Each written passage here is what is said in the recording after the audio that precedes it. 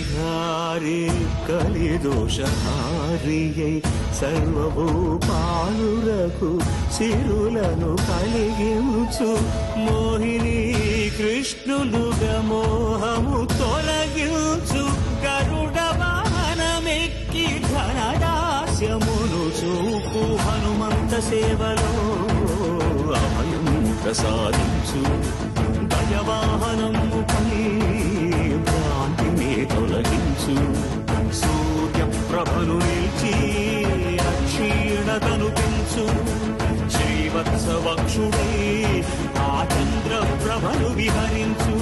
రథమెక్కి మనోరథమెక్కి మరిన వాంఛలను త్రుంచగా